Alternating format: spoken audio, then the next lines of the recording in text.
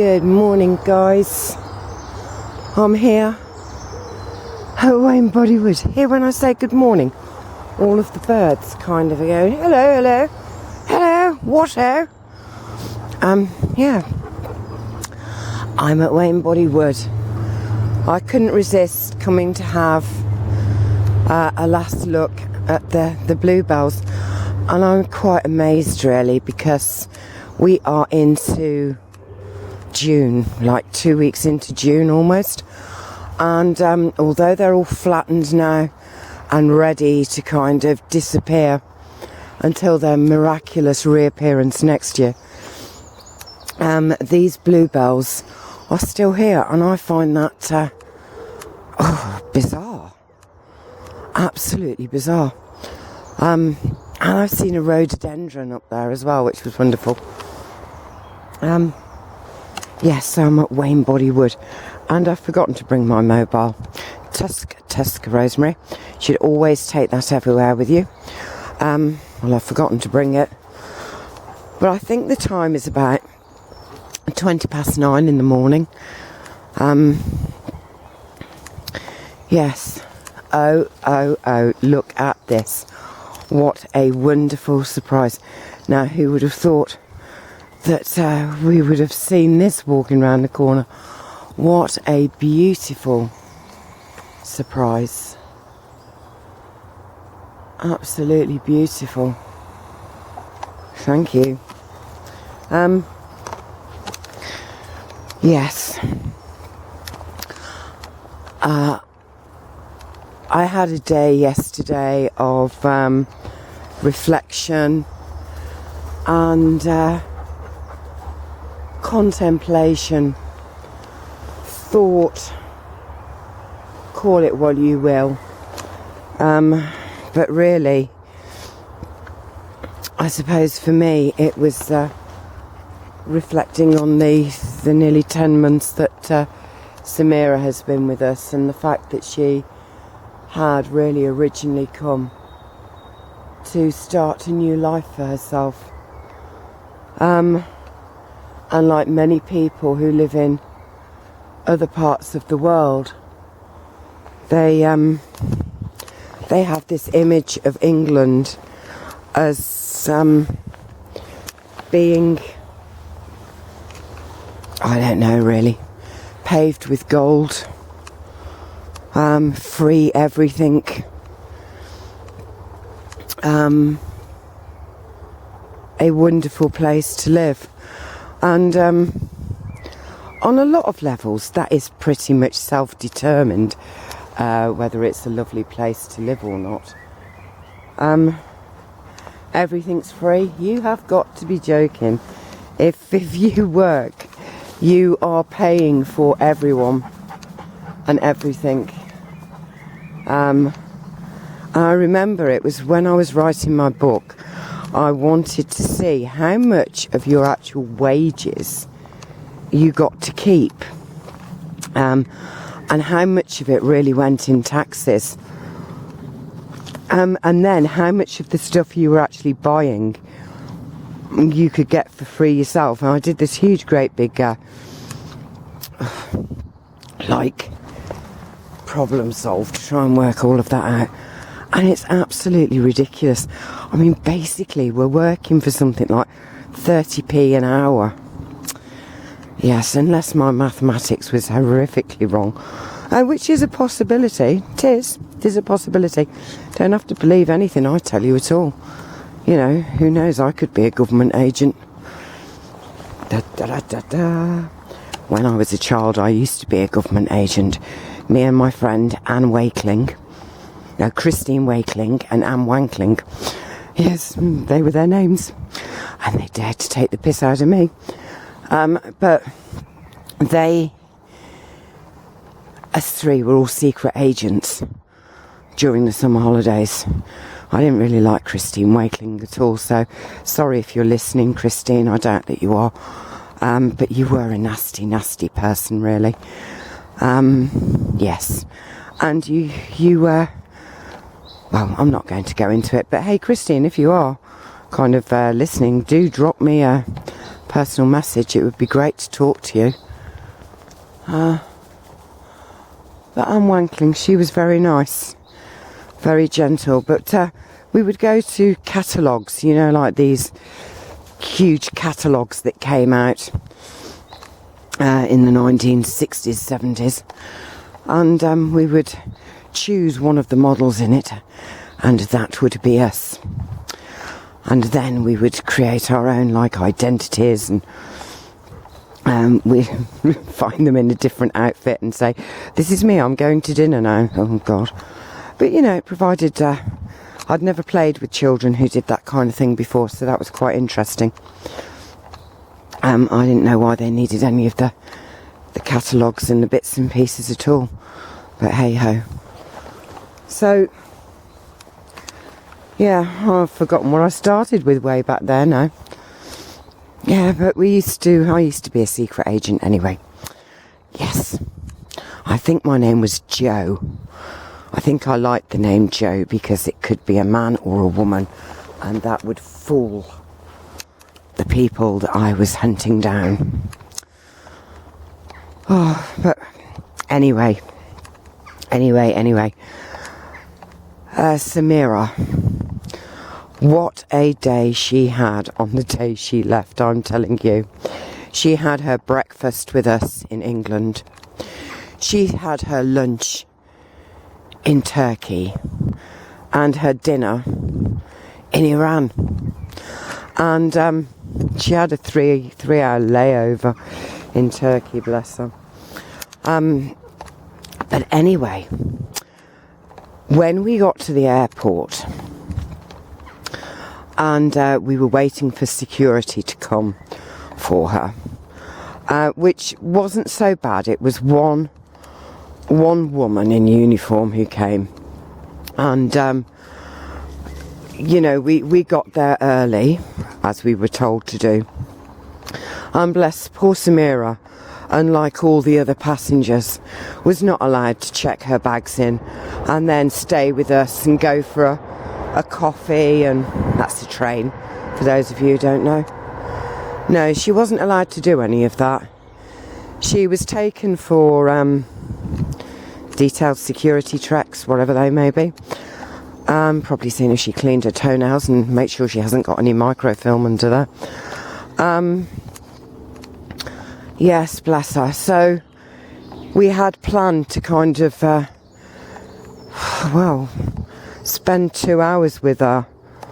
We didn't get the chance. But anyway, while we were waiting for this security person to come, Mustafa got a phone call. And it was from an Iranian guy who, bless him, his own father has died.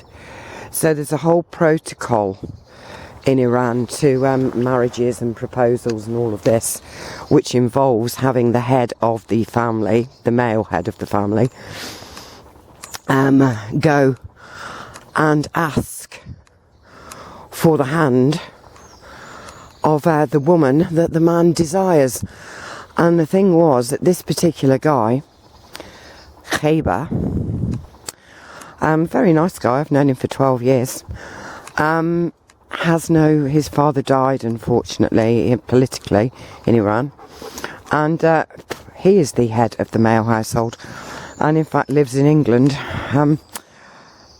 So we got this phone call saying from another guy, Mustaf's cousin, who is here, saying that Khaybar, he was formally asking on behalf of Khaybar for the hand in marriage of the beautiful Samira. But when we got the message, we were waiting for the security, who did in fact arrive 2 minutes later. So whether Samira wanted to or not, well, it was like something out of a movie, really. Bless her cotton socks. He just didn't do it right. He should have asked weeks and weeks before, basically. But he's a shy guy. And I don't think it was right anyway. Because if that was what we wanted, or the universe wanted to happen, it would all have happened, and would not have been necessary to subject Samira to so much I don't know how we can put it, to so much indignity, being escorted around the airport by, doesn't matter, it's one person, you're still there with the guard and everyone's looking, thinking, oh, what has she done? You know, I mean, don't we all do that? So we never kind of think, poor person, you know, they're being picked on, or they're being isolated, or I bet it's because she's this, or, you know, it's to do with her culture or her creed or whatever. No, we just think, what have they done? Because we do that because we actually think anybody in a uniform is good and honest, I suppose, and in the right. Maybe it's time we need to reflect on our thoughts when we see people with well, people with armed, uniformed, whatever. Let's not always kind of decide that they're guilty of some misdemeanor or other. So anyway, Samira left, not knowing at that point that yes, a man, well, whatever. So then we don't see her again, and she's in Turkey, and Mustafa actually calls her to tell her, and she was very happy that that had happened, because I know, you know, us over here, we think all feminism and that, but that was a load of bollocks as well. Let's forget that, guys. And in Iranian culture, still the kind of greatest challenge for everyone is to find a wife or a husband. Yes, indeed, and it all has protocols and, oh God, like prenuptial agreements of how much gold you're going to give if and when you divorce. It's really, but anyway, I shouldn't criticise because it's not my culture and I have no idea really. Anyway, she then gets to Iran, and in England they hadn't put the stamp in her passport.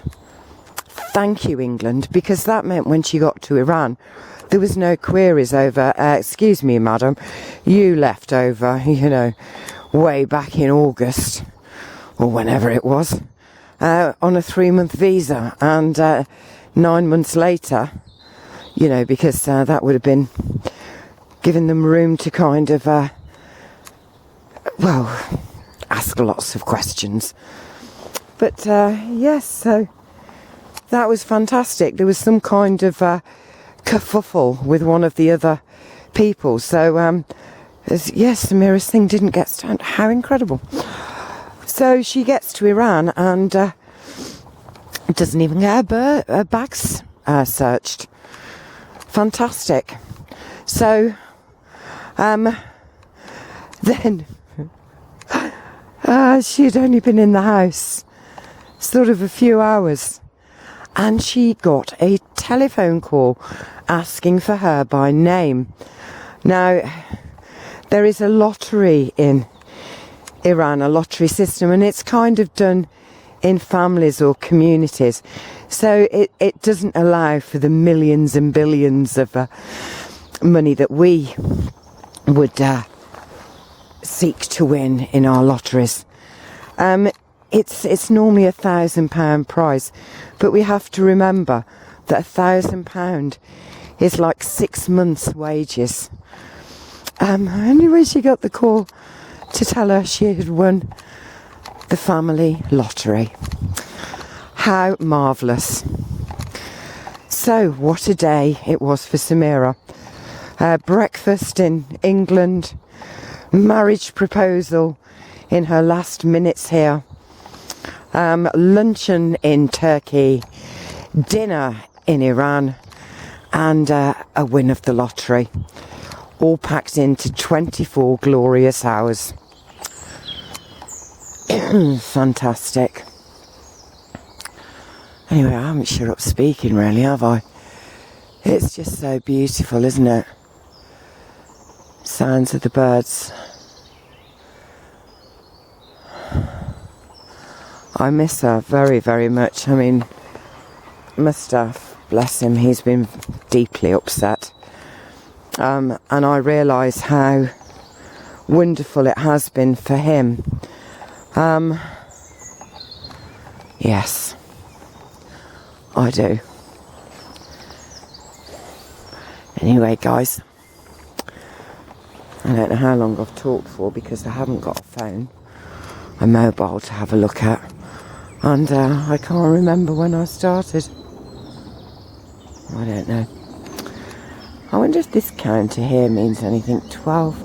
Oh, it's counting down. Maybe I've only got 12 minutes left. Who knows? And wasn't it so strange that we decided to go to Wales for that day? You see, everything happens the way it should, really. And yes, I'm sad. I really am. I've never met anyone as delightful as her, and that's the truth. And you realise that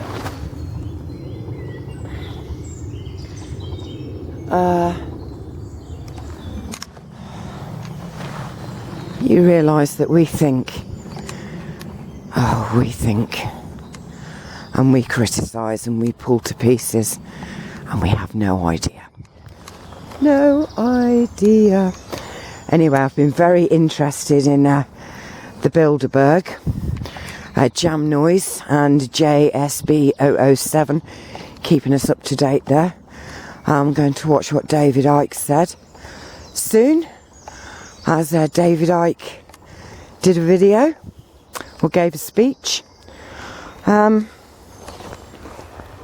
really, I guess that is about all I've got to say today.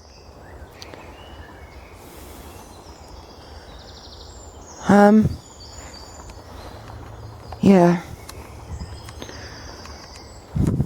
I have been watching Bill Ballard and Ron Van Dijk's little exchange of ideas, and I found it really, really interesting. Yes, I have. I found it really interesting. But hey ho, maybe you don't subscribe to them. And look at this. Isn't that incredible? Absolutely.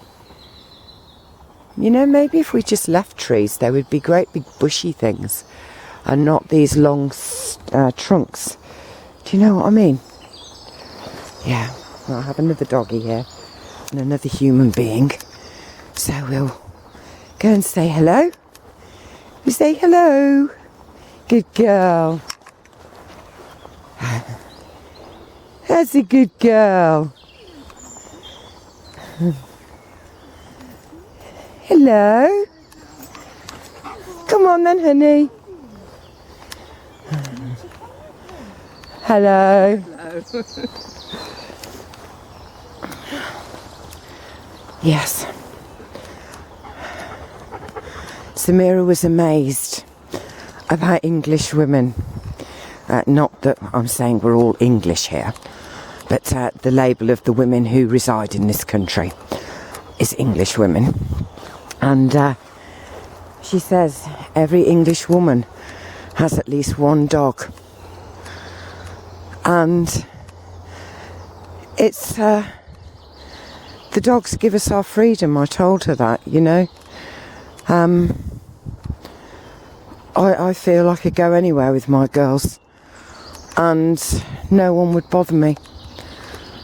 And I think when you have got control of a powerful animal yourself, not even control, when you have the bond and you've done all of the teamwork from when they're puppies and everything, and have this relationship with your animals. I don't even like to call them, well, we're animals too, you know, so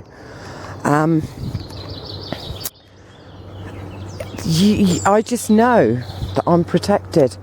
And I guess people who you come across look at these dogs, especially if it's a German Shepherd or a Rottweiler or I don't know, other big beefy dogs, I suppose a Doberman to some extent, but they kind of look at you and they don't see the weak female. Do you know what I mean? No. The power that we hold is reflected in our relationship with our animal. And my relationship says you may talk to me and I will engage with you. But if, in any way, shape or form, I feel that, I want you to move along, please, you better move along. Yep. Anyway, I'm going to go. So, I hope you've enjoyed our little stroll through Wainbody Wood. It's nice to be back here. I love it. I absolutely love it. And, yeah, keep looking up, guys. Because you may see blue sky today. I think we will have a blue sky later. Every single day starts with this whiteout. Totally not natural. Never used to see that when I was growing up. Don't know why we have it now, and people are using words like, oh, the sky was white as normal, you know, and so we're normalising this, and soon it will be, oh, when I were lass, the skies were always white. Yes. And remember to enjoy life, live it. And even sometimes when it seems that things have gone wrong, they haven't. There's no such thing as a wrong move. Seriously, it's all part of the great plan that you were probably involved in creating. So, we have a last rhododendron to look at here. So let's go and video and say goodbye. I don't think the bluebells will be here the next time we come, guys. So it's been lovely to experience the beautiful bluebells. There we go. Yep. Hey. And for now then, it's goodbye. So goodbye from Honey, goodbye from Ebby, goodbye from my feet. And here we are. Goodbye from the last beautiful remaining bluebells at Wainbody Wood. I love you all. Hey.